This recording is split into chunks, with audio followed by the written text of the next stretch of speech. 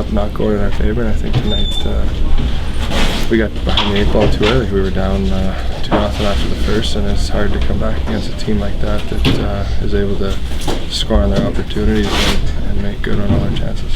We've talked about consistency all along, and at various points this season you said it's not good enough. But where we are in the season, I mean, is there any concern that, I mean, for lack of a term, this is who you are, this team is, that you haven't been able to find that consistency all season? Yeah, I mean, right now it's just we are where we are, and we've got to deal with it, and we've got to find a way to win games. It's everyone in our situation is looking at it the same way. There's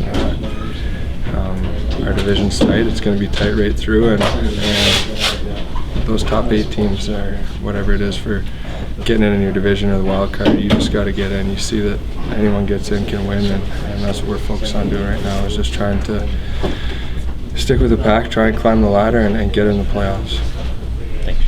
Kelly, what did you make overall tonight? You guys were able to keep coming back at times and just not enough in the end. Yeah, I mean, obviously the first period wasn't good enough, and we gotta play good. Like 60 minutes, I feel like we battled back and played pretty good for 40 minutes, but that's not enough.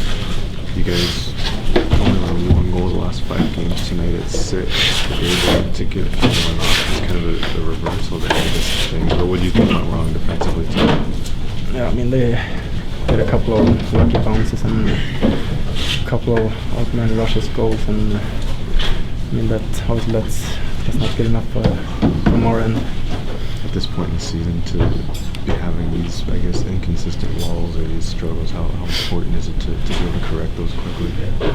Yeah, I mean it's really important. I mean we're fighting for a playoff spot here, and every game is so important for us, and we have to correct the things we're doing bad right away, and just forget about the last game and get going for the next one. Those bursts are longer and able to sustain and find consistency. You're right. I mean, it was inconsistent through the night.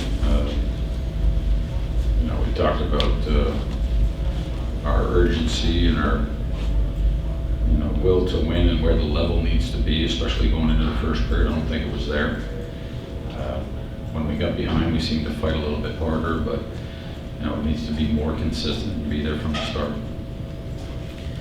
I don't think, correct me if I'm wrong, I don't think you pulled Pekka at all this year. What is your philosophy in terms of pulling goaltenders? Well, we came back and made it a game. It's difficult to fault them. There was the first goal that was a breakaway. Our defenseman got picked at the blue line. Another one was a breakaway. It came off of Shea's broken stick and a busted play. It's more 2 unfortunate plays. Those are about the only 2 plays where we didn't really make a bad defensive mistake. But they led to 8+ chances. And he made the initial save on Simmons the first time and then got across for the rebound and just didn't tighten it up. But the opportunities in front of him, we needed to do a better job on probably 3 of those goals, 2 of them off the rush, 1 of them in D-zone coverage. Even the penalty kill goal, we could have done a better job with the guy in front of the net. Simmons, who redirected the puck, so there's things that we can do to fix those mistakes, but the game's late in the game, it's 4-3, like you said. At that point, you're going to go with your goalie.